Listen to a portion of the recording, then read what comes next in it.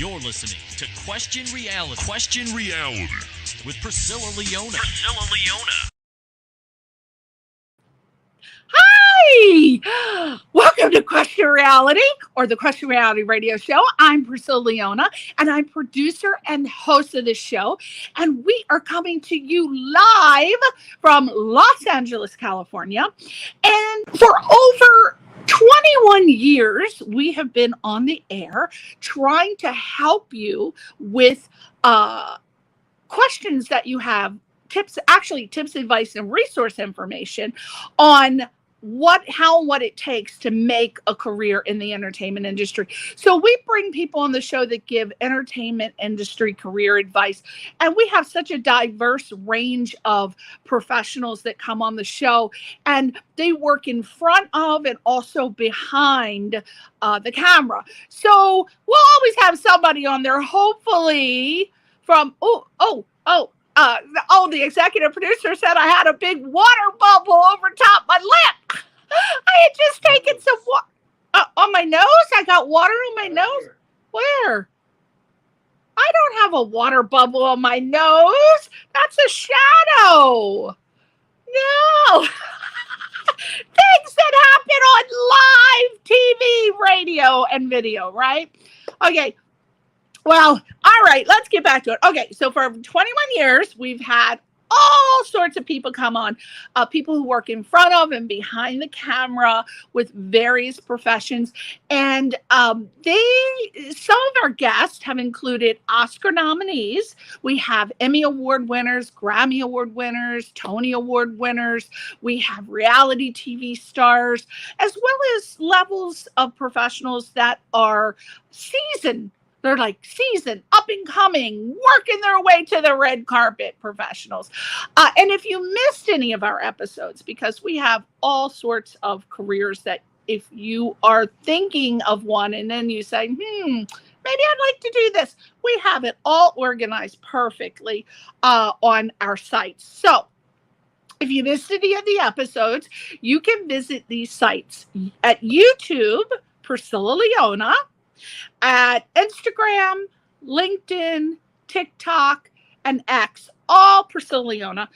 One of the things, what do I teach you each week? Please make it consistent when you're creating your brand, when you are about to start your empire. You want to make sure that people can find you.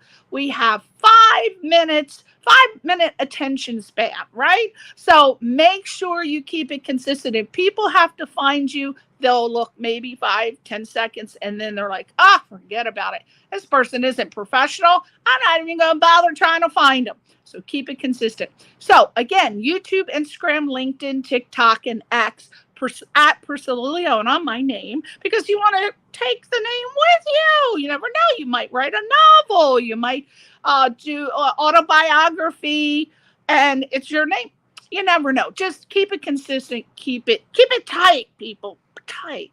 Now, the website of our show is questionrealityradioshow.com. Common sense. questionrealityradioshow.com, and also Facebook, Question Reality Radio Show. So again, choose a name, choose your brand name, choose your product name. Just keep it very, very consistent.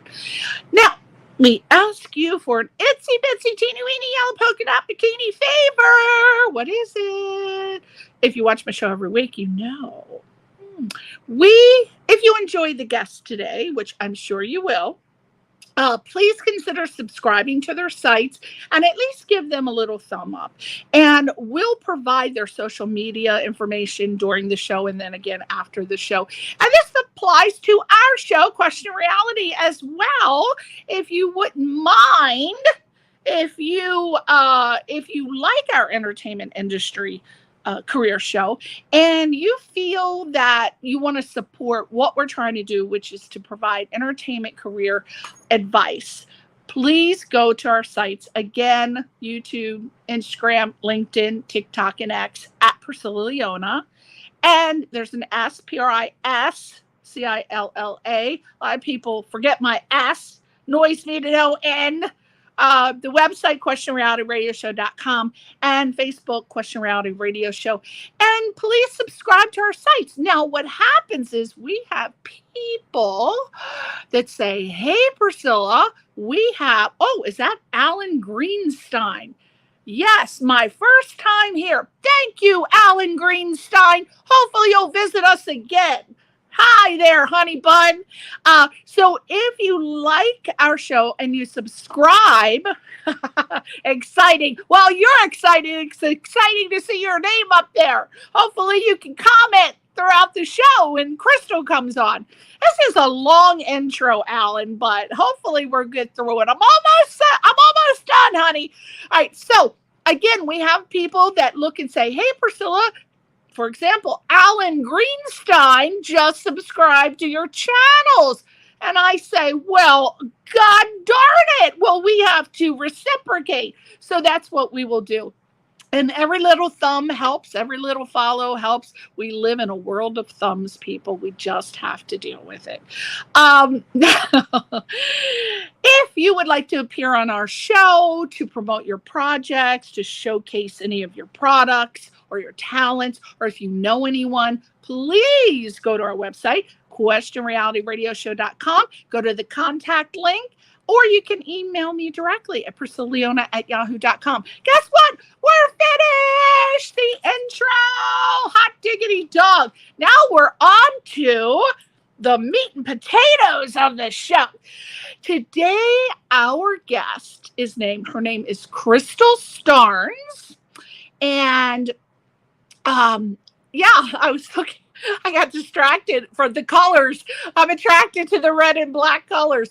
Her name is Crystal Starnes. She's an actress, a survivor, a founder of Voice for Victims. She is Voice for Victims LLC. It's very important to get that in there. She's a podcaster, a radio and TV producer, a host, and very exciting for me, a retired probation officer, because I want to ask questions. You know, I love my reality TV shows. I watch Love After Lockup, 60 Days In. If it's a reality show where somebody has been behind bars, I want to know about it, or if they're getting in trouble. So I have lots of questions for her about that occupation. Also, when I posted, a lot of people said, oh, I want to be a probation officer. Can you ask her how you do it? So we're going to ask her. Now, go to her website, crystalstarnes.com. That's CrystalStarnes.com. Also, voiceforvictimspodcast.com. Voice for Victims Podcast. Oh, my Lord. I'm choking to death here. I need to take another drink and get a water bubble on my nose. Her social media sites. Now, let's see if Crystal kept it consistent. Let's see. Facebook, Crystal Starnes 2021. Well, I think if you type Crystal Starnes, I think she'll come up. Instagram, at the Crystal Starnes Show. YouTube, at the Crystal Starnes Show. Yes. Spotify. I don't go to Spotify, but I guess you know how to get there. And her name is Crystal Starnes Show. Yes, girlfriend kept it consistent. She has pleased Mama Question Reality today. I love it. And now, hold on a minute. I'm turning the page. Look at her pictures while I turn my page. Oh, let's go into the brief bio. All right, let's see what's happening here. Crystal Starnes is the founder of Voice for Victims LLC, which she created for people who feel they don't have a voice and want to be able to tell their story.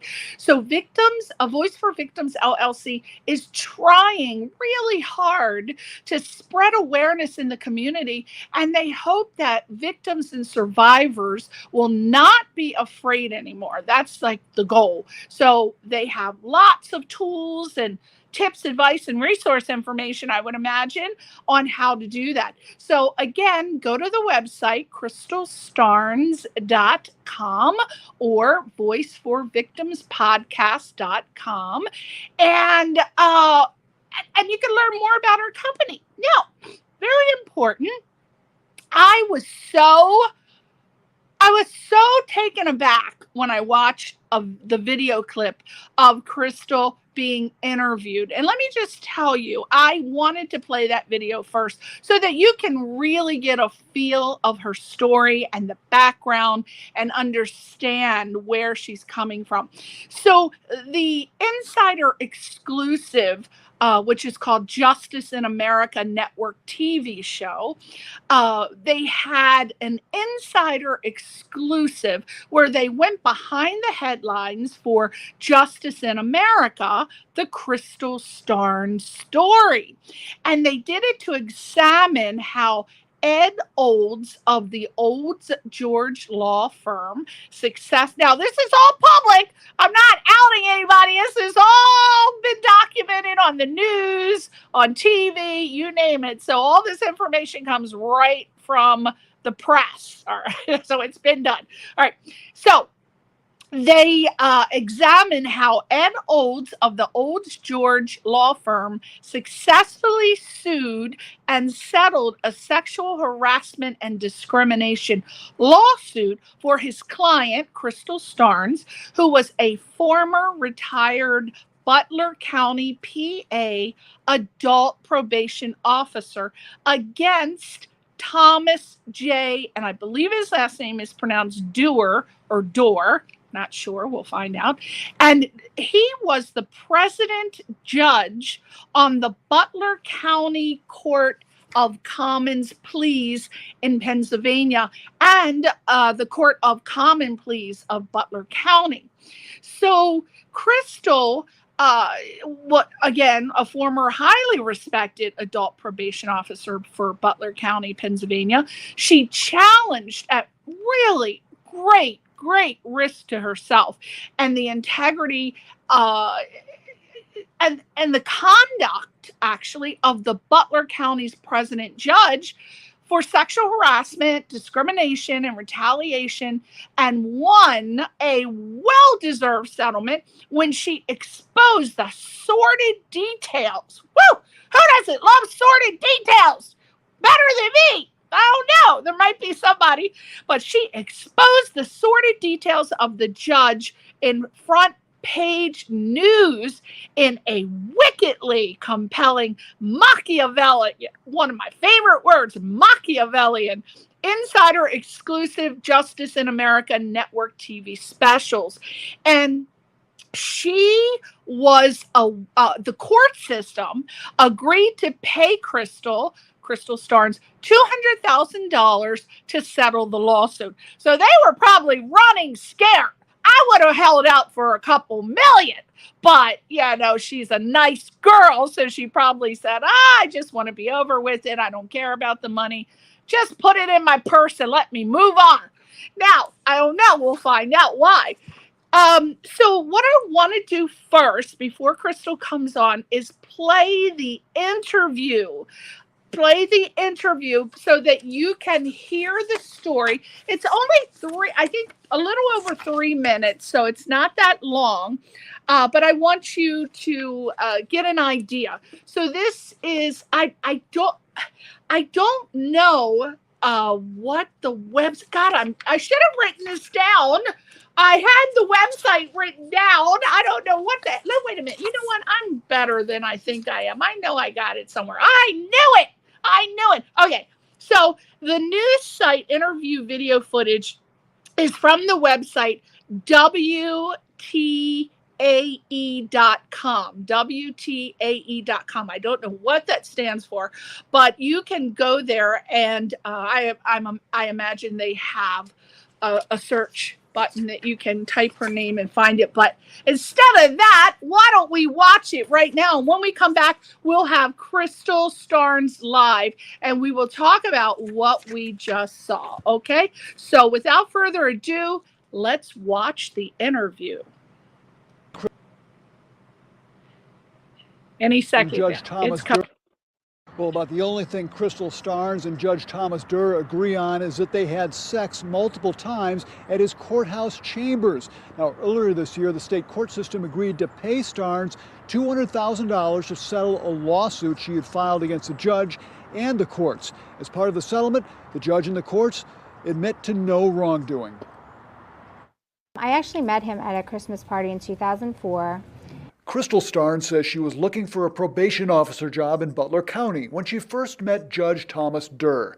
2 months later, on a Friday evening, Starnes met Durr at his courthouse chambers. Durr declined to be interviewed. In court papers, he admitted to having sex with Starnes that night, but denies the encounter was unwelcome or anything other than voluntary. He also denied offering to help her get a job, something she alleged in her lawsuit but was never proven.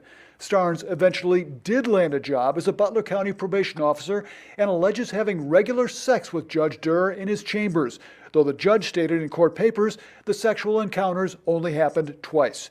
In December 2006, Durr says he told Starnes he would have no further personal contact with her, but Starnes says the relationship continued until 2010. She kept working in his court even after the relationship ended. It was just very uncomfortable. It got more uncomfortable after her lawsuit against Durr and the court system became public. Do you feel people are judging you? Yes, I do. In what way? I just feel that people, maybe they just feel like it was my fault, even though it wasn't my fault, but they, want to blame me. As the case dragged on, it began to impact her health. I suffer now from PTSD and severe anxiety. I have trouble sleeping. I have gastro issues. It's all as a result of psychological harm that resulted in physical harm. Starnes went on medical leave and ultimately resigned from her job in 2019. Earlier this year, the state court system agreed to pay Starnes $200,000 to settle the lawsuit. Following its own investigation, the State Judicial Conduct Board issued a private letter of counsel to Durr. The board told Starnes it is the most serious form of private disposition short of filing formal charges and embodies the board's official expression of concern and disapproval. Durr is still on the bench and he remains president judge. His attorney tells Action News Investigates there is nothing pending against Judge Durr anywhere and it's over. Starnes says she agreed to settle the case because she worried about the impact on her family. I was happy for it to be over because let's face it, it's caused me a lot of stress, my family stress. It's taken time away from my children. She hopes her case inspires others. They need to realize that not to have fear like I did for years. You can get your life back, you can get control back. Earlier this year, Judge Durr announced that he would not seek re-election and that he would retire from the bench at the end of this year. Reporting live, Paul Van Osdell, Pittsburgh's Action News 4.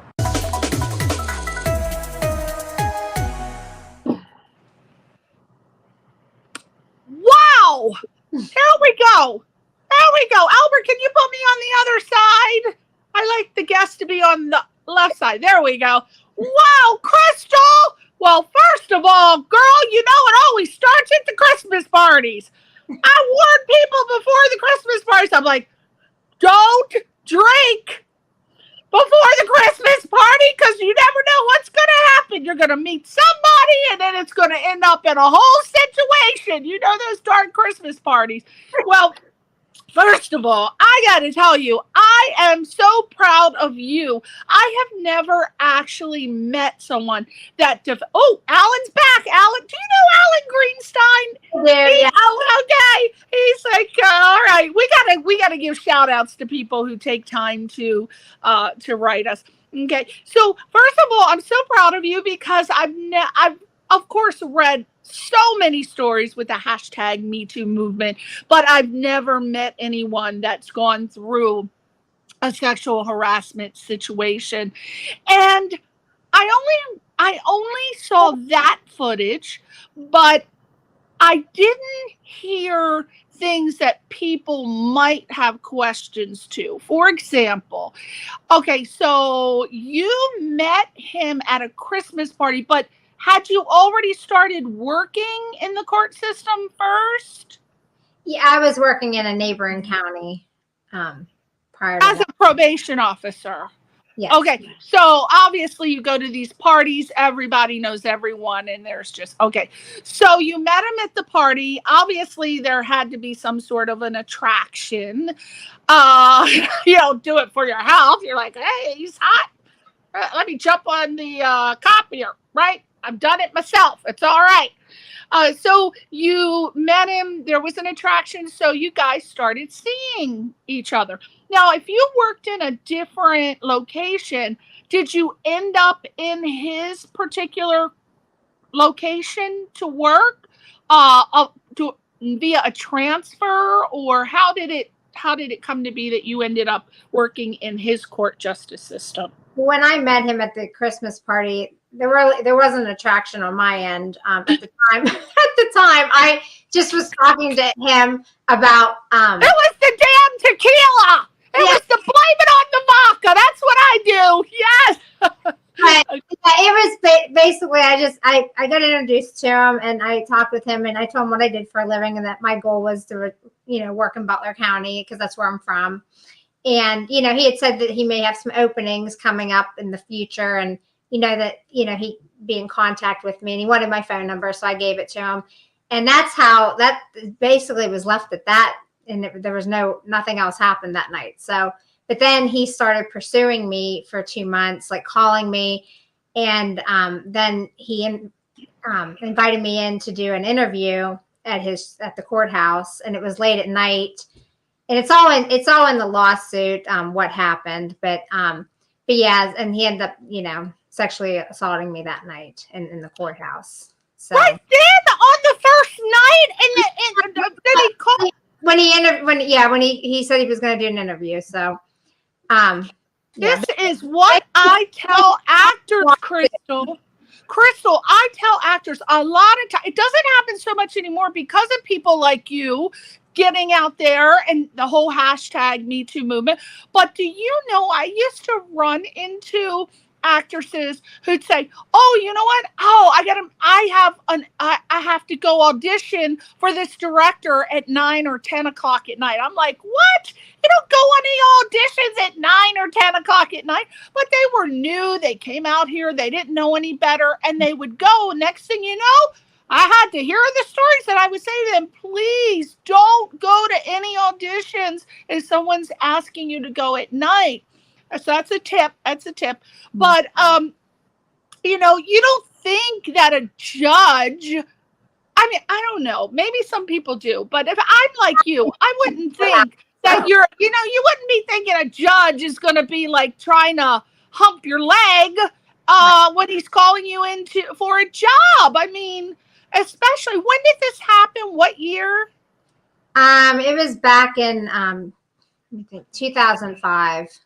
Oh, 2005. So that was before the whole hashtag #MeToo. So he thought he was going to get away with it because I think that whole hashtag #MeToo or the whole campaign started, I'm not even sure the year, but I think it was like 15, 16. It started in 2017. It actually happened. What's really interesting is I filed my lawsuit in 2017.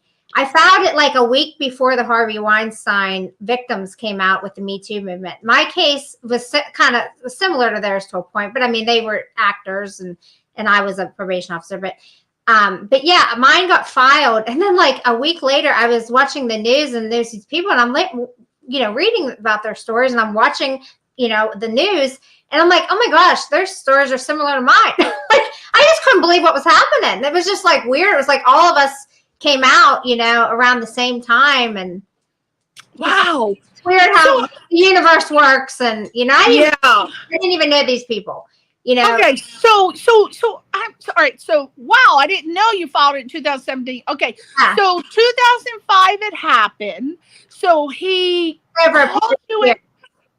So he called you in for this interview, and did he even like offer you a job, or did he just go straight for like trying to grab your little nuggets and bits and pieces? He showed me around the courtroom and then his chambers and everything, and then he just one thing led to another. He just started. It's all in the lawsuit. I just don't. Did you feel pressure from him to reciprocate the affection that he was trying to show you? Because you said you weren't attracted to him, so I imagine you didn't want to, reciprocate. So you, did you tell him, hey, you know what, this is not cool, I'm out of here? And did he? I did say no, and I was very scared because I was by myself. And that day, I actually had an endoscopy done that morning, and I had anesthesia in me, and he had called me that day.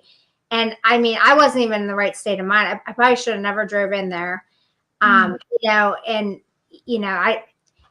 I don't know. It's just that. Well, it's not that you shouldn't, because you went into this with innocent intentions. Right. You didn't do anything wrong. You thought it was a job. I mean, that's what he said. If he says this is for a job, then this is what you're thinking. Right. So, I mean, you went into it with innocent intentions. There, and that's when I talked with him at the Christmas party. I was seeking to, become a PO there because, I mean, obviously I'm from Butler County, and, I wanted to always work there. I was just in a neighboring county because I couldn't get in at Butler, and, so at the time. Yeah. Got it. And all right, so that happens in 2005. You reject him. How did it end up? Again, we haven't read the lawsuit, so we don't know anything. You got to imagine that everybody listening has never heard your story, so we're trying to understand. Okay, so you said no, and then how did it end up that you were in a relationship with him? After that evening occurred, again, you can, read the lawsuit, or anybody can, reference it by just Googling my name. But anyway, but then as time went on, I ended up getting called for an interview, and then I interviewed for the position, and then I got hired, and I didn't think anything would even happen. I thought that I'd be working as a probation officer, but then he started summoning me up to his chambers, pretty frequently. And, I was just scared, and he was asking for sexual favors and just different things that would happen. And he had a lot of control over me because he was my boss, and it just went on for several years. And, it's all on lawsuit, but. So he thought that you guys were in a romantic relationship, but are you saying that you felt that you had to partake in the sexual relationship because he was your boss? Is that right? Yeah, I didn't want to lose my job. I put myself through college. Originally, I don't know if you researched me at all, but I originally had moved to Ohio for a couple of years. I got my first probation officer job. I got out there, and then I was homesick, so then I was trying to move back, and then I got hired in Pittsburgh.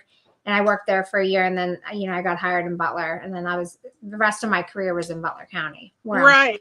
So that's why they were saying you were a highly respected and a person of high integrity, because you had worked this job for years and nothing like this had ever happened. No, I was treated with respect at my other places. So. Right. So in Ohio, I was actually moving up pretty quick. I probably would have been a supervisor there because they had me as a drug court officer, and I was moving up, but it was just, I wanted to be home. I was 6 hours away, and I didn't like being away that, I had, my family, and I wanted to be back home. So so you're from Butler, Pennsylvania. Now, girl, what's been going on in Butler? As if your story wasn't enough. Didn't you guys have a lot of press recently? That's where, for those of you who don't know, which you should, but just in case, that's where a presidential candidate assassination attempt happened, right? Yes. What happened in Butler? Was that the talk of the town, or tell me about it? What's your experience? Did you know anybody associated? Yeah, I knew a lot of people that was there. Yeah, it's actually the victim, the guy that passed away. He only lives 10 minutes from my house. But the guy who attempted the assassination? The guy that was victimized, Corey Comparator. The guy that died. There was one that got shot and killed. Because there was a total, I believe, of 3 victims. and 2 of them were in the hospital. I think they may have gotten released. I'm not sure. But the other one, he died. And he only lives 10 minutes from my house, or he lived 10 minutes from my house. But I didn't know him personally, but I drove by his house all the time because, I always travel down that way to, go to the grocery store. But yeah, and then his funeral was only like 5 minutes from my house. So, I mean, it's a very small community. And the where it happened, it was about 30 minutes from my house in Butler. Oh, so you didn't know the main guy. Let me just tell you, I avoid political news like the plague. So I know nothing about this. I didn't even associate Butler, Pennsylvania with that assassination attempt. It was my husband who said, oh, that's where there was the presidential assassination attempt. So I haven't read anything. All I know is there was an attempt on a presidential candidate. I hate political news. I hate anything associated with it. But so many people, when they found out that you were from Butler, I got 50 questions. Oh my God, does she know the guy? Did you? Like, everybody in Butler knows one another, so they're positive that you were hanging out or knew somebody who hung out with the shooter. And I'm like, no, I don't know. I don't want to ask that. But it is fascinating, right? Yeah, and the news, they still are, I just drove by the farm show grounds yesterday, and there was still news set up underneath a pavilion, and they were getting interviewed. I saw the news lady and the cameras and everything. They're hanging out there every day, it seems like. I mean, every time you go by there, they're there. Yeah, so I don't know if they're still, I'm assuming they're still investigating, but yeah, it's still things are still going on. And now we've heard that he's supposedly coming back to Butler. That was the latest. Yeah. My husband, who listens to all the political stuff, he said that he's going back there to do, I don't know, whatever he's going to do. I think. Yeah. What is he going to do you think? Another rally, because, he didn't get, I was actually watching the rally on TV. I did not attend it, but I was actually watching it just because it was close. I don't get involved in politics, but I was interested in it because it was close to home. It's Butler, yeah. And so anyway, he didn't even really get to talk very long, and then it happened. So the rally was pretty much done after that. So that's my guess why he's probably returning. You know what I mean? Yeah. He's returning given what happened, but wow. So did you know anybody who knew somebody who knew someone who said, hey, I knew that guy, I went to school with them, Yeah, I didn't know, not the shooter. I didn't know anybody that knew the shooter. But I knew quite a few people who attended the rally, and I had a personal friend that her brother actually was very close to the shooter and got to see the action. I was getting a lot of text messages from a lot of people that was there telling me what had happened, what they saw, that day. I mean, it was just my phone was blowing up, So even though I didn't attend it, I saw it on TV, and I got a lot of inside info just from people that attended it. So, wow. Yeah. So the shooter definitely was from Butler, and because I heard these rumors he wasn't even from Butler. They just are saying he's from Butler. I'm like, why? No, he wasn't from Butler. I believe from what the news said, I think he was from Bethel Park, and Bethel Park, I believe, is south of Pittsburgh. Pittsburgh's our neighboring city. That's Allegheny County. We're in Butler County, so Allegheny County borders Butler County. So he was probably about Bethel Park. I'm thinking it's about an hour away, depending on where you're at. So where he was from, but yeah. So he wasn't from Butler County, but he was fairly close. That's good, because we got the Crystal Starnes story. Now we got the presidential assassination attempt. I'm coming to take a tour of Butler, Pennsylvania. I want to know what else is going on. Maybe some action will happen while I'm there. Yeah. Oh my God. Oh boy. Yeah. So it's a lot of stuff. Yeah, you'll find more stuff if you research Butler County. Wow, that's amazing. Well, are you going to go to the rally when that presidential candidate comes back? Are you too scared, right? we don't get. I try to stay away from politics like you, and I because of working in law enforcement all my life, I know better not to go to those type of events because stuff can happen, and my husband and I, we stay away from that type of stuff. Oh my gosh! Well, fingers crossed they're not going to do it again. Oh my gosh! I don't want to see. I don't care. I don't care who it is. I just think, why would you try to assassinate a presidential candidate if you are not already sniper trained? Because from what I read about the guy, he wasn't a professional sniper.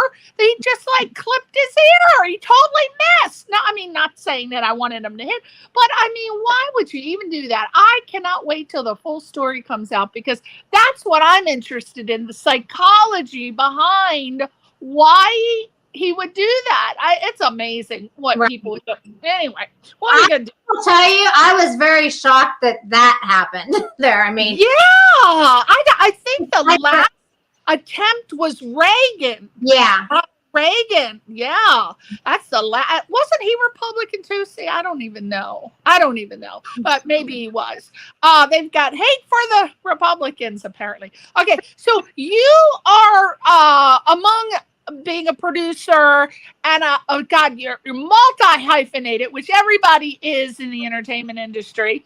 My family on the East Coast says, why does everybody have 3, 4, 5, 6 titles? We have one title on the East Coast. I'm like, that is so not true. Don't say that.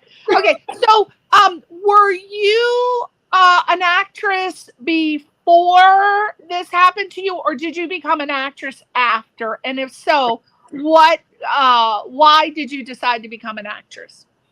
I'm good friends with an actress that is from Maryland, near Washington, D.C. And she actually... I went to Towson State University in Maryland. Oh, wow.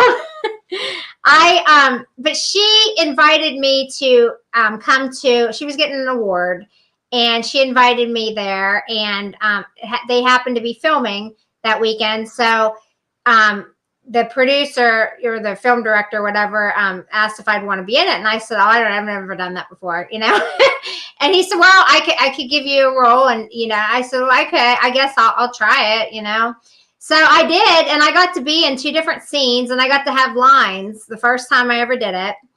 And I did fine. And ever since that, I just, his name's June DeGuizio. And I have done, a few movies. I've also produced some movies, not with him, but with some other people. I mean, people have reached out to me to do this type of stuff. So yeah, that's how I got into it. And I kind of enjoy it because it's kind of a challenge. And one of the scenes that I did for this one movie, I was a victim. I was a domestic violence victim. And it was easy for me because towards the end of my career, the last 6 or 7 years of my career, I had the domestic violence caseload. The PFA is a protection from abuse defendants.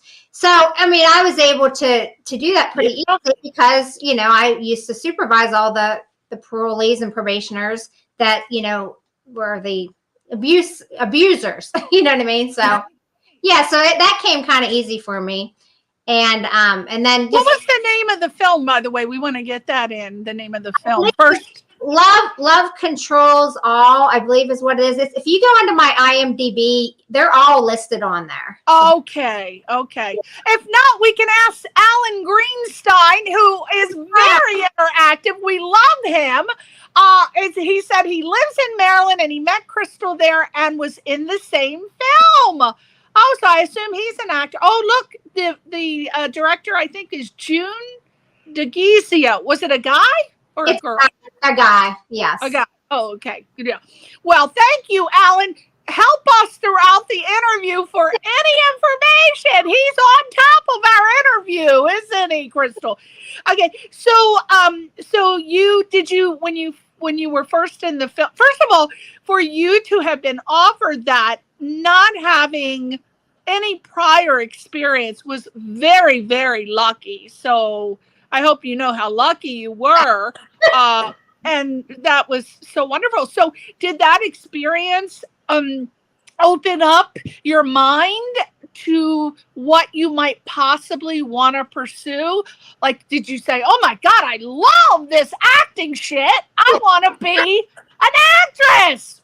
Yes, I loved it. And I would be open to doing more, you know, if somebody reached out to me. I mean, I'm not trying to pursue it.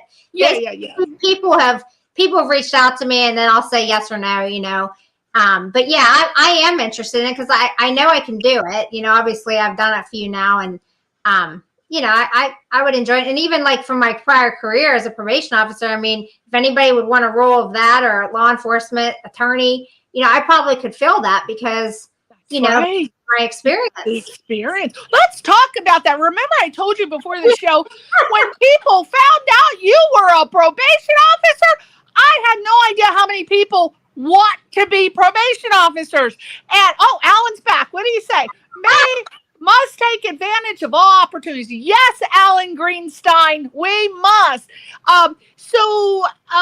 I think I told you that I am obsessed with reality television. I watch 60 Days In, Love Before Lockup. If there's somebody that's a criminal, I'm going to be watching the show, right? Criminal Minds, Law and Order, you name it. I don't know why I'm so fascinated with the law. Well, when I first started out in college, I thought I had wanted to be a lawyer, so I was taking all these law classes. But then when I found out how much shit you had to read, I said, oh, no, I can't do it. Woo! So I said, I'm switching to psychology. And then I'm like, oh, no, there's so much to read. Oh, I'm switching to business. So I ended up getting a degree in business administration with a minor in marketing. And that was my bag. I could do that. But being a retired probation officer, first of all, why did you decide that you wanted to be a probation officer? What was the interest initially? I mean, originally I wanted to be a state trooper, and I ended up taking the test, and I passed it, and I actually got an interview. But when they said that I had to go away for training at that time, you know, I was scared, and I didn't want to go away that long. And so I didn't go any further. I was done at that point. And then I just, you know, then I decided that I wanted to be a probation officer because, you know, I always wanted to help people. I mean, I always had a passion for helping. It makes me feel good when I help someone. Yeah. And I liked how they were law enforcement, but they were also helping, like, meaning like they may try to rehabilitate an offender, you know, put them in treatment, try to help them instead of just locking them up all the time. Right. So like you could balance it. You could be either law enforcement one day, or you could be treatment. You could have to be a middle ground, but you could do both, and you could be in plain clothes. Like you could dress up going to work, because you'd be in court and different things. So I like that because I really didn't want to be in a uniform. No, I wanted to be, you know, able to dress up in a suit or a dress or, you know, whatever. But then if I had to go in the field or something, then I dress appropriately to go out in the field to do my field visits. But I mean, that's what really attracted me to probation, because I mean, it's like, oh my gosh, I don't even have to be labeled. You know, they're not going to know who I am. When I leave work, I can just go to the grocery store and everybody's going to know. They're not going to know, you know, I mean, so I loved that. And I just loved that I could also help people. Like if somebody had a drug addiction, you know, I didn't have to just put them in jail. I could, you know, maybe put them in treatment, or, you know, I loved helping them, and I loved seeing success over the years when I was a PO. I loved seeing that as well. But now, what did becoming a probation officer entail? Like, did you have to take special classes? Did you have some training? Did you have to learn how to shoot a gun? Yeah. Tell me how it happened. Yes. My undergrad is in criminology. So I had, you know, a lot of criminology courses, sociology, and then I took some psychology courses. And then, you know, when you become a probation officer, they put you through training. So, you know, you have to go through various training, gun training. You have to go through book training, and get certifications. And then you have to have 40 hours of training every year. So you got to go to trainings every single year. I mean, but they were always pretty good at like letting us choose where we wanted to go, unless it was something that everybody had to have, you know, then we had to always do that. Like we had baton training, you know, that's a weapon that we utilize. We had OC training. OC is like mace, you know, you probably know what mace is, but we called it OC. You know, we had that training every year, and then gun training. You know, we always had to qualify every year. So, Oh, I'd like that, shooting the guns. That's another thing that was nice. You didn't have to carry your gun all the time. Like, I was one of the probation officers. I mean, I carried it when I was in the field, but I really didn't carry it much in the office or in the courthouse. I mean, sometimes I did, but it was very, very rare. I don't know. I felt that wearing it is sometimes intimidating when you're trying to talk with a defendant across from you, or if you're with them in court. I didn't like having the gun on because I felt like it was kind of intimidating. That was my feel. Everybody had their own opinion on things, and they gave us the freedom of that. We didn't have to wear it all the time. So I did like that. But you couldn't carry it in your purse? No, you had to have it in a holster. I mean, that was just the way it was. But I don't know. It just, over the years, I never had to worry. Like, I never got hurt, you know, with a gun. Nobody ever threatened to shoot me. I mean, I didn't have to. I never went through that, and it was all in how I treated people. I was very nice most of, you know what I mean, most of the time, talking with them and stuff, and not intimidating. And I really think that helped. You know, a lot of my defendants, they trusted me, and you know, I don't know. I'm happy how I handled myself over the years, and I didn't get hurt, and I didn't even wear my gun that much. I did not wear it that much. There's also I would have worn it every day with some boots with spurs on. Yeah. I would have liked that. I don't know. Yeah. So what are some of the responsibilities, the job responsibilities that one has to participate in as a probation officer? Like, take me through just one day. What you do. Okay, so people, you know, obviously they get arrested and they may get sentenced to jail, or they may get sentenced to probation. Okay, so if they get sentenced to probation, then what happens is they get processed. They'll come down to the office, or sometimes you do it up at court, and you have to go over rules of probation. You have to give them a firearms notification form if they had a felony or any offense that required them not to own a gun. They have to have give them this form, and then they have to sign off on it because, you know, it's just the rules. And then, you know, if they had community service to do, we would have to give them paperwork on that. And costs and fines, we had to give them paperwork on that, you know, and show them where they pay their stuff. And, you know, just basically the rules of probation was, you know, they had to follow like all these rules. And one of them would be they're not, you know, allowed to leave the state. They would have to get permission. And we would have to do interstate if they ever had to leave the state. If they were on house arrest, you know, they weren't allowed to go out of their house unless they had windows. Windows is time to leave. You know, so I mean, it just depended on their situation, you know, what type of rules they had to follow. Sometimes they were individualized, and sometimes it was just general, depending on what the crime was. I mean, basically we tried to individualize them, but everybody had pretty much the same basic rules. But then there were some that we had like parole plans that we would list specific things for the people. Now, I want to ask you something, because I'm getting a little suspicious of this inmate to roommate show that I'm watching. Again, another reality show. So this show, the premise is, and I want to be respectful. I don't know whether to call them criminals or inmates, or what do you call a person when they get out of jail and then they have to go to either a halfway house or somewhere to live? Is it former offenders, or what's the?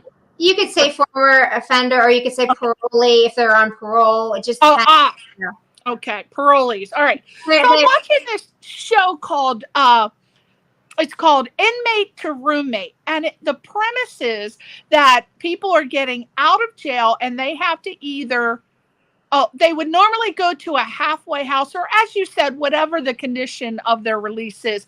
Well, in this particular show, they are released to people who have houses, and they agree to let the parolees come and live at the house. And then they have certain agreements, like they'll pay this amount of money, they have to get a job, they have to do whatever the conditions are. And that sounded fine to me, but these it's the second season, so it didn't happen in the first season, but in this season they have parolees living with these people who they don't have a criminal record, but they are bringing their friends over who are in rehab or are past criminals or are on probation, and they're allowed to interact on this TV show. And I thought that's an absolute no-no, right? No. So how do you think that happened? Do you think they're making some sort of an agreement but if that's a no, how are they allowing these people to interact with their criminal friends on the show? Fortunately, I mean, obviously they don't always follow the rules. So, I mean, yeah, I mean, you can't, I don't know. Yeah, there's this one guy. Oh my God, Crystal. Okay, so he is absolutely dead set. He calls his parole officer and he lies about everything. He's like, yeah, I'm on my way. Oh, my car broke down. I can show you some footage when he put something in the tank to make it smoke. And the parole officer believes him and says, okay, well, he has to report by 5 o'clock. Okay, we'll give you 24 hours and you have to. So he's doing all these things and the parole officer keeps giving him chance after chance after chance. And I'm like, how is that possible? So now in the last episode, he has gone to the hardware store and he's determined that he's going to bring 3 chicks into his bedroom, and he went and got a rope ladder which he put out the window for the girls to climb up to get into his room, and all 3 of them are in rehab. And I thought, how is that possible? So that's not possible. When you get out, you're not supposed to interact with criminals. So this is you're not supposed, I mean, obviously we can't, I mean, any probation officer can't watch everybody. I mean, they can do yeah, it's not their fault, but the criminal is doing it. It's the what? If the criminal is doing it, it's on television. So can't the probation officer bring charges once he sees this, or it's too late? It's just, well, I mean, you can't control who they interact with, but if they're in a secure environment, meaning like a halfway house, then the people that work at the halfway house should not be allowing that to happen. Oh no, these are private homes. They're released to people in private homes. Okay, well, I mean, yeah, I mean, obviously, if they're doing illegal activity or drinking or doing drugs or whatever, and they're not supposed to be doing that, and they get caught, they're going to get violated. Their supervision will get violated, meaning they'll probably go back before the judge, and there will be a sanction, imposed. That's the one thing that was nice about being a PO. You could, decide if you were going to do a warning or take them back before the judge. You could put them in jail if it was severe. Yeah. You could just put them in treatment. This guy says, "Oh yeah, PO officers," because the person who owned the house said, "Wait a minute, I don't think you're supposed to interact with people that are out on parole." And he said, "Oh yeah, parole officers don't do that anymore. That's old news. You don't get in trouble with your parole officer anymore." And I said, "I'm gonna ask Crystal. I don't think that's right." So then it may be more lax now. I mean, it may be different. I mean, I've been out of there for several years now, so I don't know. I don't think so. I think that's still the rule. Yeah, that's still the rule. That's still the rule, I'm sure. Now, what are you, okay, so you brought the case in 2017. When did everything get settled and you were finished with the case? When did the settlement happen? I believe it was 2020. 2021. Oh, during COVID. Oh. So why did you settle, girl? I think you could have got millions. $200,000. I was burned out. I just wanted yeah. with it. That's true. Did you go through, obviously, the mental strain of going through something like that and having to remember it and talk about it over and over and over and over. That's enough for me to, now that I think about it, yeah, I don't think I would have, I think I would have settled too. But what was happening to you personally? Were you married? Was your husband supportive? Yes. You know, okay. Ah, Yeah, he's retired from there. He actually worked under the same judge as well. what? He retired, you know, before I filed the lawsuit. So he's out of there for Oh, so were you married to him while this whole thing was going on? part of the time, but not the whole time now. Okay. So what did he think about, you know, this whole situation? Did it impact your marriage? Because I know a lot of people who this happened to, they ended up getting divorced or separated. Or how did you and your husband work through this? What are some tips that you can give to other people? Yeah, he encouraged me to file. I was, you know, I would have probably never done it, but he, like, you know, said we need to do this, and so we did, and I'm glad we did.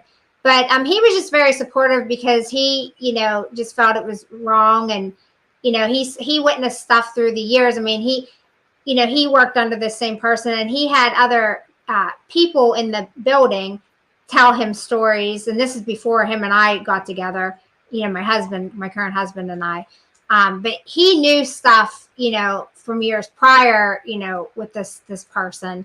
So you understand, so he knew things that I didn't know per se at the time, and you know, but then, you know, he just felt that this was not right, and you know, needed to get pursued. And unfortunately, some of the people that, you know, allegedly that similar stuff happened to them, they didn't come forward. Nobody? As my husband always says, they were chickens that wouldn't get off the porch, you know. Oh, yeah. They're chickens. Oh. So, but yeah, they didn't come forward, you know, but I did, and I'm glad I came forward. And you know, if they don't want to come forward, then they can live with that the rest of their life. But I came forward, and now I can, you know, talk about it and keep spreading awareness. And but did you lose a lot of friends and friends that were coworkers when this happened? I imagine. Yeah. So. Yes, some I did lose some friends, but some, you know, supported me as well. I mean, I kept a lot of friends as well. You know, I still have people on my Facebook. I actually have a couple of judges that are current judges right now that are on my Facebook. So yeah, so I mean, I still have some support, and I have a lot of attorneys on my Facebook that are still supportive of me. Right. And I'm friends with them to this day, that I message them and I talk to them to this day, so I can call them on the phone. You know, so, and other probation officers I'm still good friends with that I still communicate with. So I am still, you know, in contact with a lot of people, you know, that I used to work with, but there were some that, you know, they probably were never my friend. They probably were just like, you know, snakes, I guess is the best word to say, you know. But yeah, and I don't care that I've lost them, because they don't mean nothing to me. You know, I just, you know what, you're lost because that's right. Right thing. And I actually had people, you know, try to intimidate me at work, trying to say, why are you doing this?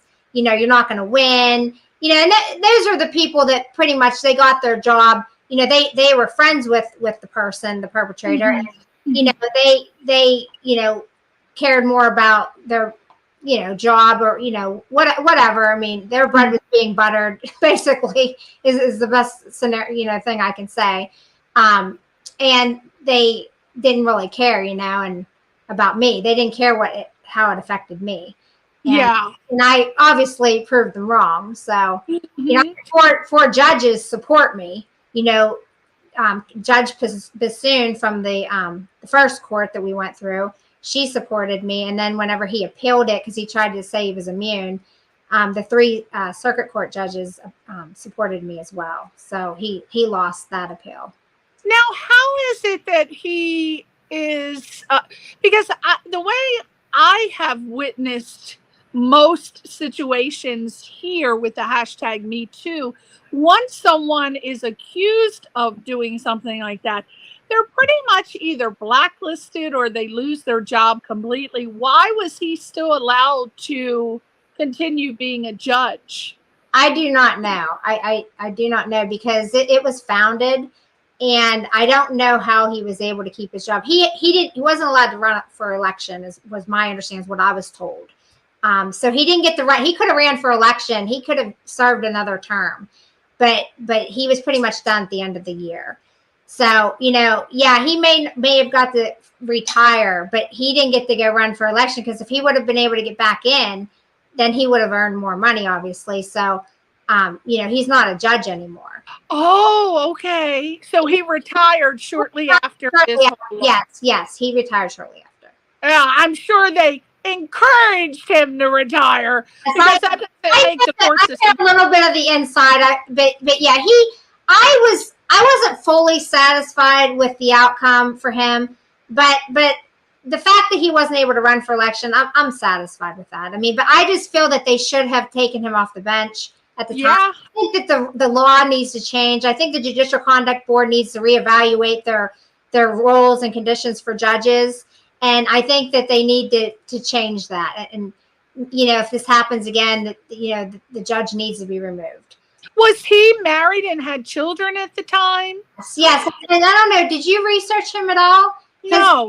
I don't research anyone. I like to find out everything fresh. So I didn't do, other than watching that video, I didn't look anything up because I wanted it to come from you.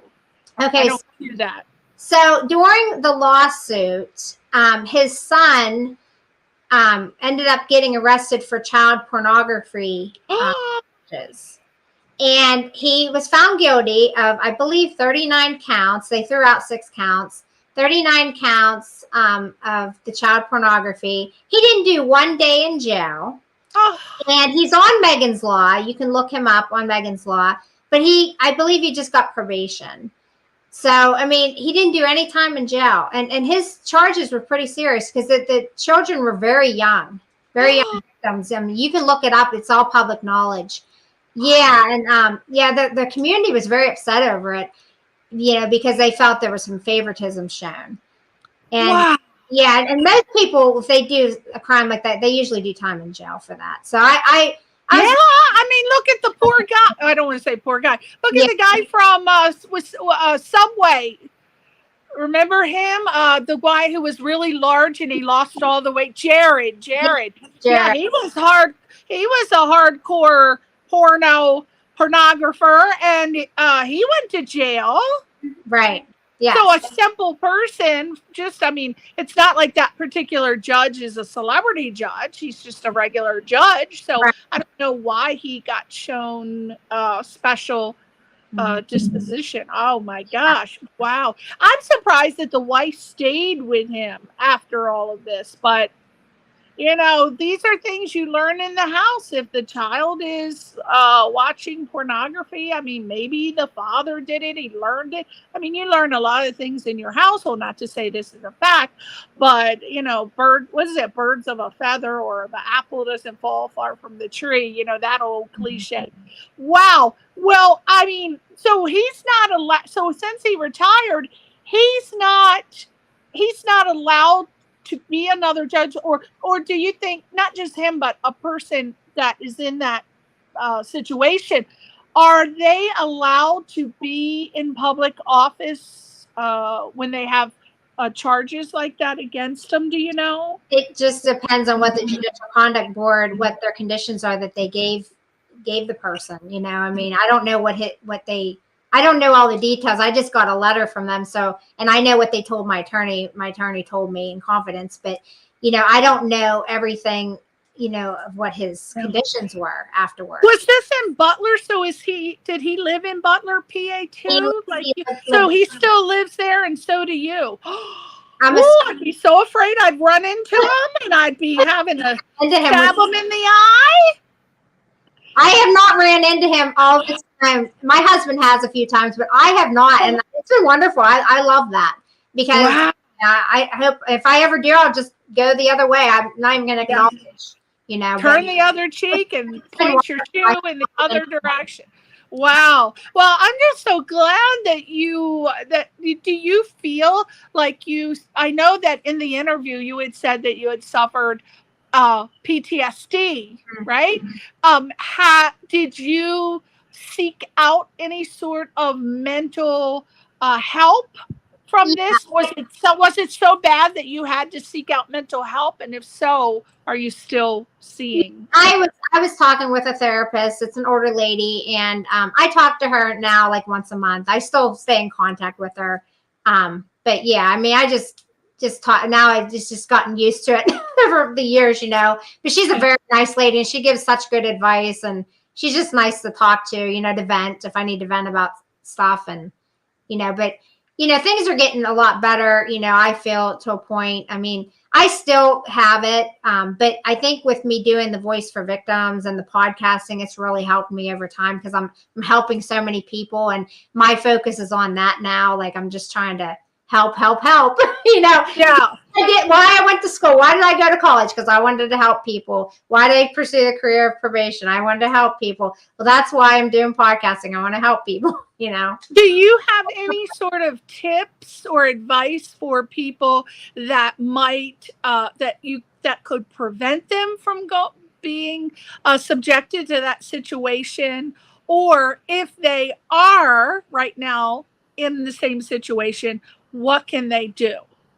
Well, first thing, if they're in the situation, I would be telling somebody. I mean, whether it's if you don't trust your employer, then don't tell them right away. Maybe go to an attorney. You know, you can always go to an attorney and speak to them. First time, it's usually free. You know, you can consult with an attorney anytime, and it's all confidential. You know, attorney-client privilege. They can't disclose what you discuss. So, you know, that would be my suggestion. You know, go seek legal help. You know, and see if you have a case or whatever. You know, a lot of people, I guess, oh God, I have so many questions here. A lot of people don't realize it, believe it or not. They sometimes don't realize that they're in a abusive relationship because of various things happening to them as a child. A lot of people who live in chaos, they don't realize that they're actually living in chaos because that might have been a situation that they grew up in. Mm-hmm. So it's very normal for them, and it's accepted behavior, whether it's domestic violence, whether it's sexual abuse, whatever the situation is. So what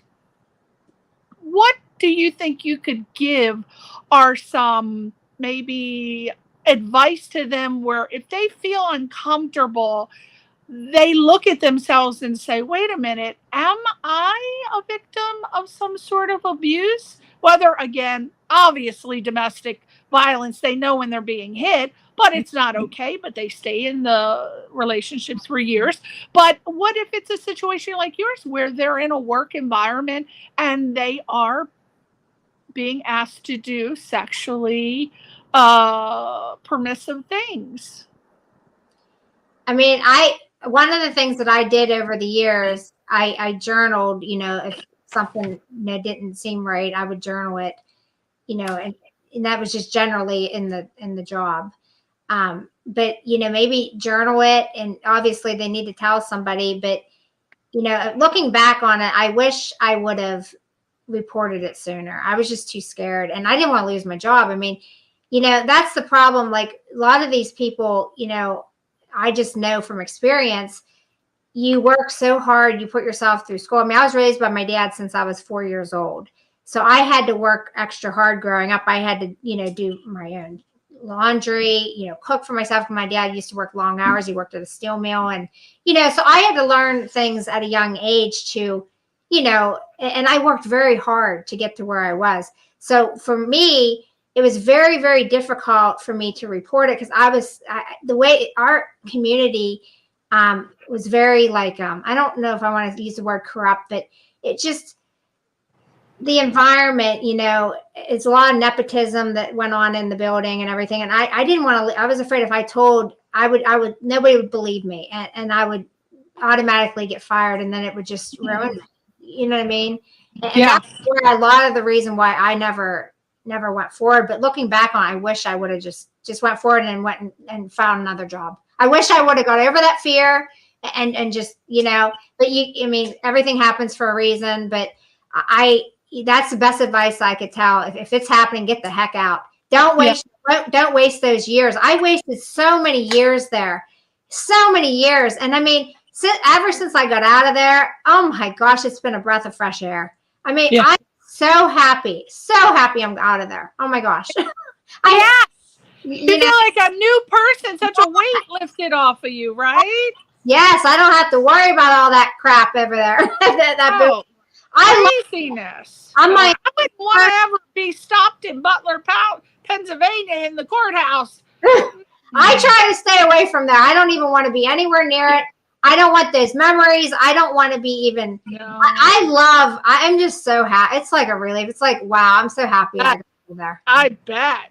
Now, other than, so now it's some questions that we had. It's a combination of my questions and questions that when you were announced to come on the show that were asked by other people. Hold on one sec. Yes, Albert. Oh, yeah, I do. I remember the other video. The executive producer, he's like, you have another video you want to show. So other than what you experienced with the sexual harassment situation, what was the most challenging process that you experienced as an adult probation officer, and how did you overcome the obstacles? This is nothing with the lawsuit, just being a probation officer. Yeah. Well, I think a lot of it,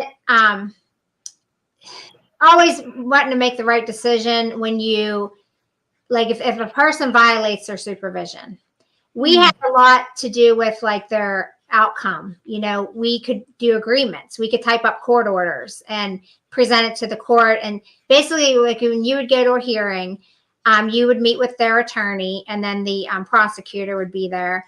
And then if everybody was in agreement to what the probation officer come up with, then we just basically, everybody signed off on it. The judge signed off on it and it was done. And then, but if not everybody was in agreement, then you had to testify in court and you'd go to a full-blown hearing. So I guess the challenge for me, there were two challenges.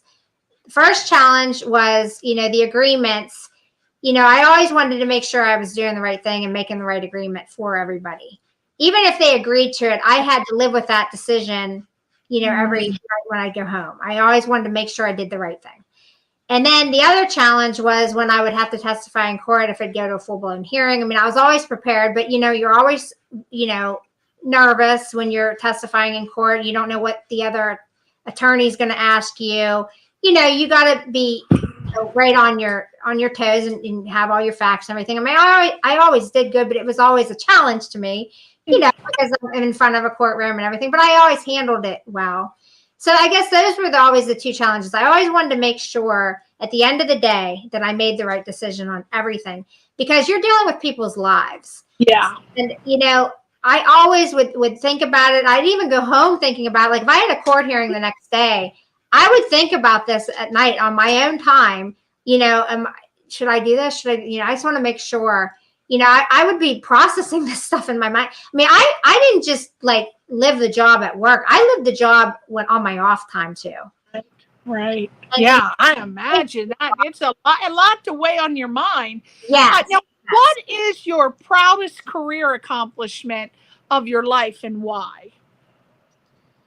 I would say I started the reentry program in Butler County, Pennsylvania. I was the first probation officer to do the reentry program. I was the first probation officer. They had built a new prison, and I was the first probation officer to be in that prison. And I was the first one to do the parole plans. And I was the one that created the program, along with my supervisor at the time. But I was the one that created the documents and everything. And I believe they still use the same format that I implemented, years ago. So what's the reentry program? The reentry program is, I don't know how they do it now, but back whenever I did it, it was basically doing parole plans. Like when somebody's getting released from jail, you would do this parole plan individualized for that person. And then, you know, you kind of help transition them from jail to the community. Okay. You know, and then after, you know, it would go from jail to the community. And then while they're in the community, it would have like certain conditions on there that they would have to complete and, you know, try to help them. And, you know, you would link them with services. So Yeah. that's what it was. That's sort of like my reality show, Inmate to Roommate. Okay. What strategy Alan's back. Crystal provides a great service giving people a voice. Thank you, Mr. Allen. We're going to talk about that in a minute. Now, what strategy, Crystal, do you employ to continue self-motivation as in your career pursuits? Because obviously you're not a probation officer anymore. You won your lawsuit. What did you use to self-motivate for you to start your current, because you are the founder of Voices for Victims, LLC. So what did you use for your self-motivation to start that company? And why did you start it? Obviously, we know. Well, yeah. But I would pray a lot. And, you know, one day I was thinking and I thought, you know what, I'm missing something. You know, I felt like, you know, I'm just not myself. Like, you know, when I was a probation officer, that was my makeup. That was who I was. That's all I knew. Right. And I was thinking, like, you know, why did I become a probation officer? Because I wanted to help people, you know, inside. So then I started thinking, you know, how can I help people? And then, you know, eventually I discovered podcasting, and I had a fear of doing the podcasting. So I started off at doing audio because I didn't want to be seen. I did not want to be on video. But you're so beautiful. Why would you not want to be seen if I look like you? I want everybody to look at me all day. Look at this angle. Look at this angle. Thank you. Well, I think a lot of it was just because going through the lawsuit, you know, I had a lot of ostracism in the community, and I was nervous, and I guess my self-esteem went down a notch, yeah. And I just didn't feel confident, I guess is the best word to explain it. So I started off doing audio. And then what happened was I had a guy from Canada that he runs Just TV, and he reached out to me a few times, you know, want me to do a video show. And I'm like, there's no way I'm doing no video show, you know, do audio. That's all I want to do. But he kept pursuing it. So I finally said, okay, I'll try it. So then that's how I started the Crystal Starnes show, you know, because I had to come up with a different name. And so then I started doing it as I did it. I got more comfortable, and then I got back to what I used to be. I mean, this is how I was when I was a PO, you know. I mean, I was very confident and everything. So I slowly, you know, it came back to me. But the whole reason why I did it and the motivation was, the purpose was, I felt it was my calling, and I felt that, you know, I needed to help people. I mean, it was more, I think God worked through me to try to, you know, to help. I guess. I'm hearing two names. I'm hearing the Crystal Starnes show, and then I'm hearing the Voices for Victims show. So you're saying you started the Crystal Starnes show first. What was your platform for the Crystal Starnes show? I actually started it second. I started Voice for Victims first. Okay. But then I do the Crystal Starnes show in addition to the Voice for Victims, but I'm now different. Are they the same, or are they different? They're different. The Crystal Starnes show basically interviews like actors, you know, actors, singers, entrepreneurs. I believe I have interviewed some victims on that show, but I try to put a lot of the victims in the Voice for Victims show, because it makes more sense. But I mean, sometimes if somebody wants to go on that because it's aired on Just TV, I will do that. But yeah, it's mainly just for like entertainment industry people is what I mainly focus on for the Crystal Starnes show. And then the Voice for Victims, it's more about, you know, trying to spread awareness, getting people to talk about different, you know, maybe legal terms or a victim story. You know, it's about educating the community. I mean, Voice for Victims is my baby. I call that that's me. Yeah. That's what I wanted to do. I got ventured off because people reached out to me, and I got into doing these other shows. But my heart is in Voice for Victims. That's that's what I want to do. But I still want to help the singers and the actors and everybody. I love interviewing them. I have people coming on next week. I'm going to be interviewing, pre-recording, but I enjoy that too, because you know what? I've learned meeting these singers and actors, some of them have stories. So and they've opened up to me. And a lot of them that write songs, they have a story behind it. Yeah. So it's almost like, it's all connected. You know what I mean? Yeah. It's all connected. So some have been on Voice for Victims as well, because they had a story, and I said, well, I'm just going to bring you on Voice for Victims. You have a story, and we'll just do both.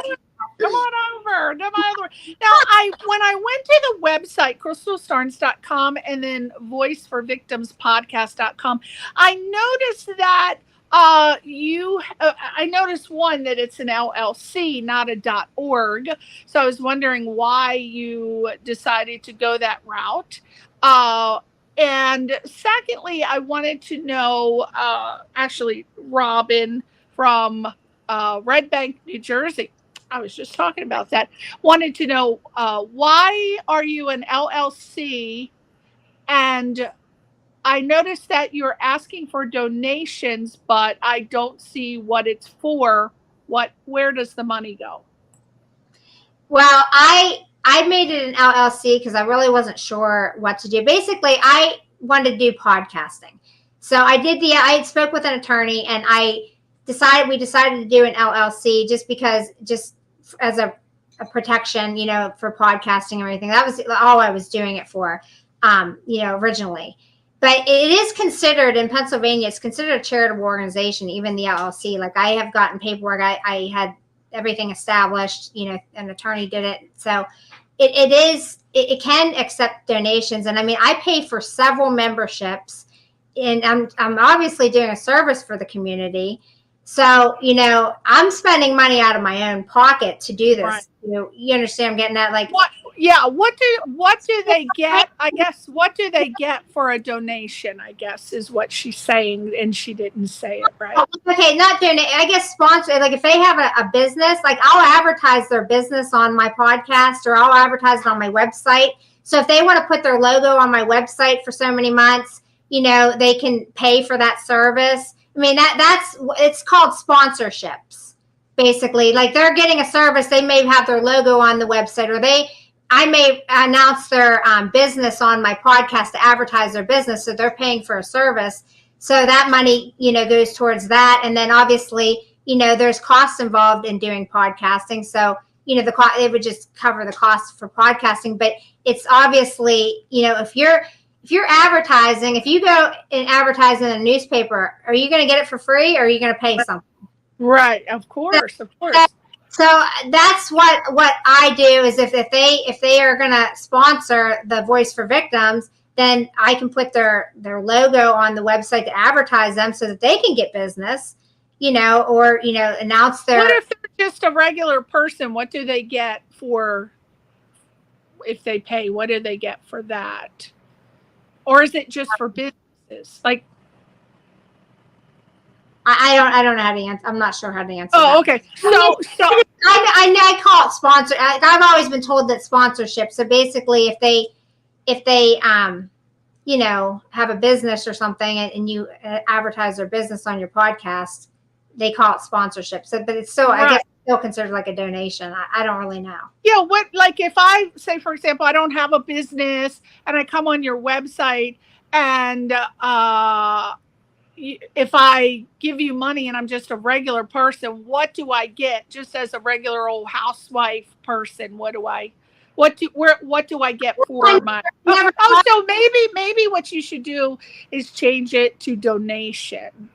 Okay. Maybe talk to your lawyer about that, because if you are accepting money, I'm sure your lawyer told you this, and again, I don't know the rules in Pennsylvania, but if it's sponsorship and you have a business, that's perfect, because you're giving them the service of advertising on your website. But if you're a regular person, you want to make sure you change the verbiage to donation, because if you say sponsorship, you've turned that into a business, and they're going to want to know, okay, well, what do I get for my money? I actually have a flyer out there that like if somebody reaches out to me and they want me to advertise them, then I'll send them the flyer with the details of what each amount is. Do you know what I mean? Right. If they want to, and so they're gonna give you money to advertise their company, and do you give them like data, like, okay, for this amount of money, you as an advertiser were seen by my podcast. It was 50,000 people in Butler, Pennsylvania. So here's the sheet, the monthly sheet. 50,000 people saw it in Butler. 40,000 people saw it in Pittsburgh. You know what I mean? Like the demographic. Yeah, I don't know. I haven't done any of that stuff. So I haven't really done. I haven't really gotten any sponsorships. I mean, basically, I have been doing all this on my own. I've been spending out of my pocket this entire. Alan's a sponsor. Alan Greenstein said he was a sponsor. Sponsor, but Alan and I help each other out. He's a sponsor. Oh my God. Oh, okay. Yeah, because a lot of people were asking me, I can't get in to see, like Pamela said, she's in Fullerton, California. She said, I try to get into her sites, but I can't get in until I make a donation. So I can't see what. She can still enter. You can still enter. Yeah. Okay. All right. So enter. You don't have to make a donation. Okay. All right. So if you want to know more about where your money goes, if you're going to donate, email her or go to her website. I don't have time for those questions, but thank you. I appreciate that. I don't know where the money goes. She looks so good. Maybe it's for the lipstick. I spend all my money on my lipstick. You don't have to worry. I haven't received. I've been paying for. Well, email her with those particular questions if you want to donate. Okay, so let's talk about victims. Voice for Victims. How's that going? By the way, do you offer any services? What exactly do you just have people come on and talk about their stories? What happens with your show? Basically, I just interview people. Anybody that has a story that is suffering in silence, or they have suffered in silence. I welcome that. As long as it's all factual. I welcome all that. So basically, it's just podcasting. Do you verify their stories or ask them to provide some evidence that actually happened? Yeah, I do a little bit of research, on them and, make sure it's legit. But I mean, so far, everybody has been, honest from what I can see. Yeah.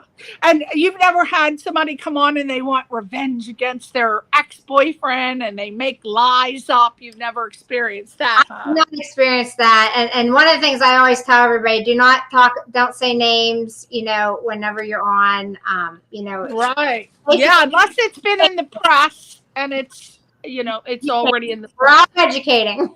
That's right, because your ass will be sued big time. Oh my God. So are you still doing both of the shows audio, or have you switched to video for one? A lot more video now. Yeah, I'm doing a lot. I mean, I still upload stuff on my audio. I still have the audio podcasting. So my videos I will upload on audio, and I have it on both platforms. Is that do you think that that people want to come on? Because I like the idea of you doing the audio for the Voice for Victims, because not everybody wants to come on and show their face and tell their story. So I do think that should be audio. Yes. Rather, I mean, for Voice for Victims. Yeah. Yeah, I think that should stay audio. But what about Crystal Starnes' show? Are you going to go video with that? It's all video. Yeah, it's mostly video. Oh, good. Yay. And what can we, if we go to the crystalstarnes.com, there should be a link on there for your show. Is it wait a minute, is that, do you do it on Spotify? Is that where you do your show, or how can we watch the video? It's on YouTube. It's on YouTube, the Crystal Starnes Show. Crystal Starnes, and that's where all your video for all your guests Yeah, are. on Crystal Starnes show and I also put Voice for Victims on there too. But yeah, they're all on there, and they're aired on Just TV, which gets over 700,000 views. Just JUST, you said? JESS TV. He's based out of Canada, but he's nationally known. Oh, okay. Of us that air our stuff on his network. Is it on a streaming platform? Yeah, it's on Roku TV, Just FM, Just TV. He has his own TV network. So all of our footage goes on to his, like, there's a bunch of us producers, and we put our stuff on his network, and he airs it for us. So if we went on Netflix, if we went on Pluto, I guess that's Roku. Yeah, streaming platform. Yeah, if you went on Roku, you would see it. So we would. Oh, that's exciting! I'm gonna do that. And then, are you still on Spotify? The Voice for Victims is on Spotify, and iHeart, and it's connected to all those. Oh, good. So your show's broadcast on iHeart and all of those. You got it going on. Yeah. And do you have a weekly show or a monthly show or? Lately I haven't been doing as many shows. I've been kind of taking a little bit of a break, but I like to do them like at least maybe twice a month is what I've been pretty much doing. I for years, like when I started doing it, I was doing them every week. But now I'm just, not doing as many. But I have a waiting list, so I'm going to be doing more in October. I'm kind of taking a little bit of so. I know that waiting list. I got a waiting list with guests a year long, and I keep emailing me, when am I coming up? There's only so many days. Like my show is every Monday from 7 to 8. But, oh, my gosh, there's only so many days in a month. There's only 4. So I could realistically only have 52 people a year. But you have so many great people and you want to get them on. But people do not realize how hard it is to do a weekly show. And I'm consistent. I've been doing this for 21 years, every week, consistently. And when you are the producer and the host, you have to do all the research yourself. You have to do all of the administrative stuff. You have to do all of the PR flyers, the graphics, the everything. I'm the producer. I'm the director. I'm the administrative assistant. I'm the flyer. I do everything. I used to have an assistant, but with the pandemic, I can't find anybody that was as good as her anymore. But so I just say I'd rather do it myself. But it's very mentally time consuming. But there's Alan Greenstein. Fantastic, Priscilla. Fantastic. Who is Alan Greenstein? Tell me, Crystal, because he's been with us the whole night. He is Supporter #Creatives is his brand. And he has a podcast as well. You might want to bring him on your show. He's also an actor. He's been in several movies. So right there he is. So he would be. Oh, is that him? Oh, there he is. Alan, there you are. Okay. See, I didn't even know he was on there. Okay. Yeah, so he would be a good one to bring on your show. Oh, wonderful. Well, I really appreciate that he was so participatory through the whole night. That's very, very kind of him. And you really need that when you're doing a show. You need people to interact. I mean, I have so many questions for you, but we unfortunately don't have time to get through them. But I just wanted to find out from you, what are... I'll ask some of them. Okay, this is from Tanya from Lancaster, Pennsylvania. Is that close to you, Lancaster? About 4 or 5 hours away. Oh, that's not close. Okay, she says, hey, Crystal, what are some do's and don'ts should a person who suspects they're a victim or think they know a victim incorporate into their lives? Okay, that's a big question. Okay, why don't we just do like some 3 do's and don'ts? So I'll start you off.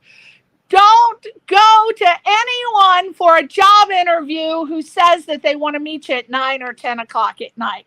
That's my don't. my do is always take some pepper spray, some mace, some, any kind of little weapon that you can on your keychain. If you saw my keychain, my cousin owns a company that makes products for female safety, right? So I have pepper spray. I've got, what is that thing that you go and I've never used it. What is that called? A teaser? A taser. Yes, I have a taser. I got pepper spray on there. I have very important, if you say, for example, you're driving in a car and you go off a bridge and you end up in water. I have a seatbelt cutter. I mean, there's like 10 different things. So I would say a do is to load yourself with weaponry. That's legal, not illegal stuff. So what would be a do and a don't for you? That was one I was going to say, that make sure you have some type of protection for the do, and then obviously don't do something that would be out of character for you. If it doesn't feel right, you go off of your gut feeling. If it doesn't feel right, then don't do it. I mean, that's the best advice that I can say. I mean, always follow your gut. Yeah. If something is not right or it doesn't feel right, then stay away from it. Right. And instinct.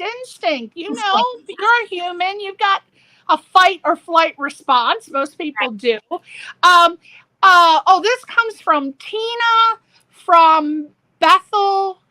Not another Bethel. No, Bethel. Oh, she just put Bethel. I don't know what state. Okay. She said, hey, Crystal, what are the steps that I need to take? Ooh, I wonder if this is present. What are the steps that I need to take to start a sexual harassment lawsuit? Well, I need more. Is it at work?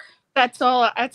Yeah, that's all she said. Okay. Well, she can file, if she's at work, tell her she can file an EEOC complaint. To contact the EEOC if she's in Pennsylvania. I believe that's federal, though. So it says Bethel. I don't know where that could be. It might be Pennsylvania since you work. There's a Bethel Park in Pennsylvania. I don't know if that's where she's. Oh, yeah. Okay, so you cut. Well, if I see, we don't know if it's at work, because if you're at work, you go to the human resources. So I would say if you're at work, go to human resources and file the complaint.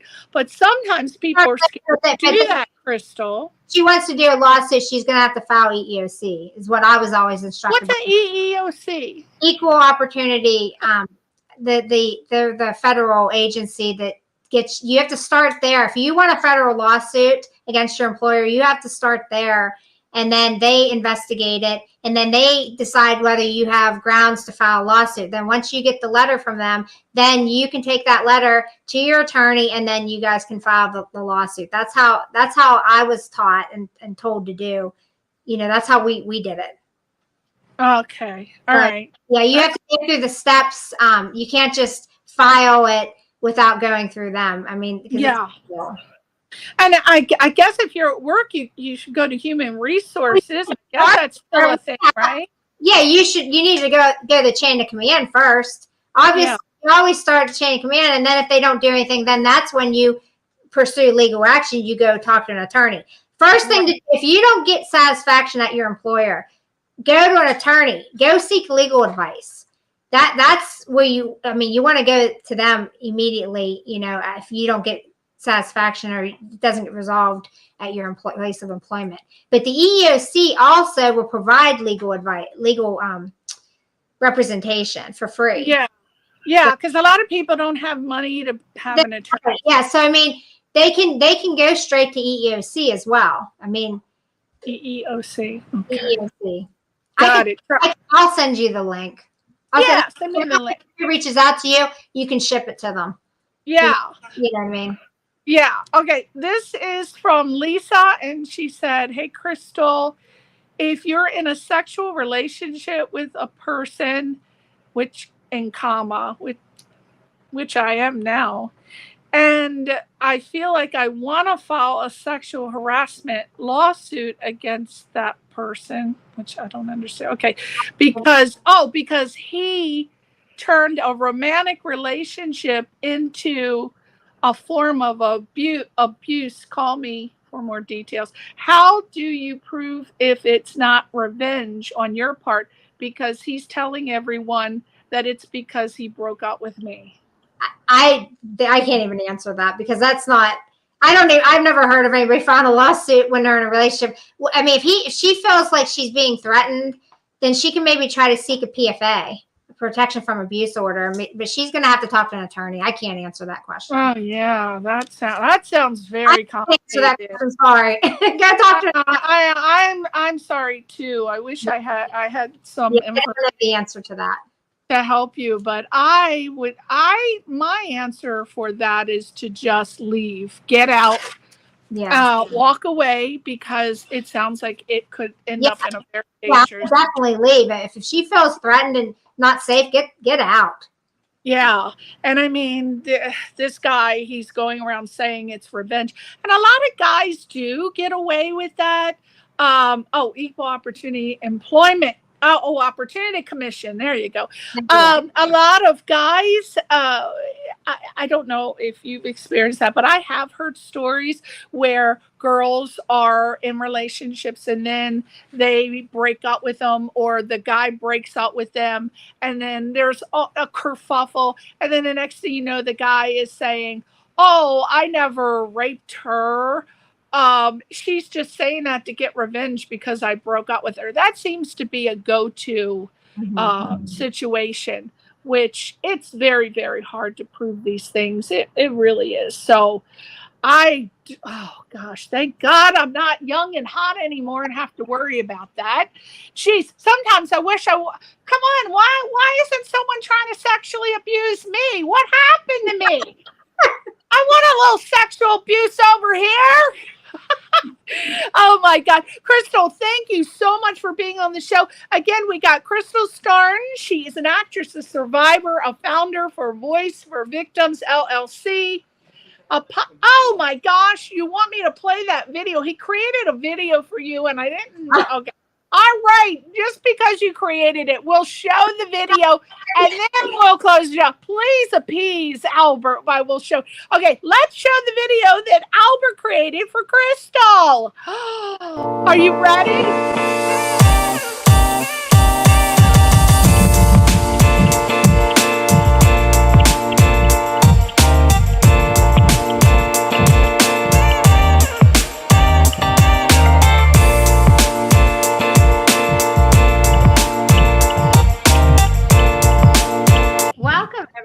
To the Crystal Starnes Show with your host and producer, Crystal Starnes. Today, I'm so excited to bring you two wonderful guests from Las Vegas. They are going to be talking about their careers and what they're doing, and also about a legend in the music career known as the Golden Boy of Song. So let's welcome Roy Hamilton Jr. and Maria Hamilton, who is the wife and manager of Roy Hamilton Jr. to the show. Welcome. So happy to be here and so happy to be able to finally meet you. Pleasure to meet you finally, Crystal. Thank you for having us. Today, welcome to Crystal Starnes. Hi, thank you for having me. Crystal Starnes is a passionate advocate for victims' rights and the founder of Voice for Victims, LLC. With a mission to spread awareness about victimization, Crystal stands up for what is right and educates the community on various topics to prevent individuals from becoming victims. Through her own journey of overcoming fear and suffering in silence, Crystal inspires others to find their voice and seek justice. Crystal is an advocate who understands victimization as she sued her abuser, demonstrating courage in disclosing official wrongdoing against a judge. Despite facing ostracism and vilification.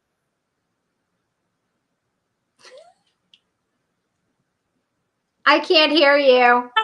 I hear you now. I can hear you now. Oh, okay. I was muted. He muted me. Okay. So I love the little video he created for you. Now, Yes, thank you, Albert. That was fantastic. If you want to find out more and see more of her podcast, go to crystalstarnes.com. Also go to voiceforvictimspodcast.com, and you can get more of Crystal Starnes. More. Yes. So everybody is so proud of you, and I know you should be proud of yourself. And I want to thank you so much for coming on and making everybody aware that you can fight and you can win. Don't be afraid. Even if it's in your job, you can always get another job, but you can't always get your dignity back. Right, Crystal? Right. Yeah. All right. So why don't you, we're going to say thank you, Mr. Alan Greenstein, Crystal's biggest fan. And what do you want to say as your parting words to your fans? Thank you for watching, and thank you for all your support. I'm trying to spread awareness. I want to help all of you. I mean, that's my mission in life. Till the day I die, I want to help as many people as I can. So that's why I'm doing this. Yeah, and oh, one thing I didn't cover. Do you offer resources on your Voice for Victims podcast? Do you offer like resources, like if you're in a dangerous situation, you can go here, or is it all just job related? Yeah, I need to update my website. I had a website person for a while, and I don't have him anymore. So I do need to look at my website and update it. So it isn't like it needs updated. I'm glad that you brought this up, because I didn't realize some of the stuff that was on it, because I was paying somebody over the past couple of years to do my website. So I need to look at it and, adjust some of the stuff on there. Yes. But the resources, I've had several people reach out to me over the years, and, they may have a situation. They message me through the website, or they message me on Facebook, and I will try to lead them to the right direction, give them resources that way. That's what I've been doing this entire time. Just privately, I've been doing that, and I've been doing it for free. I just helping as many as I can. If I will try to lead you with all the knowledge that I have. If I can't lead you, I'll lead you to somebody that can help you. I mean, that's basically what I do. That's great. I love it. Yes, because I would imagine that she's going to have on her podcast, if she has a particular subject, that she's going to follow that up with resource information about that particular, if it's sexual harassment, some resource information for that. If it's harassment in the workplace, I imagine she's going to have resource information about that. So go to voiceforvictimspodcast.com and listen to one of her wonderful podcasts and get information to help you or someone you love. Thank you, Mr. I'm calling you Mr. You're such a boss command presence, Miss Crystal Starnes. Thank you for coming on this show. We appreciate it so much. Thank you for having me.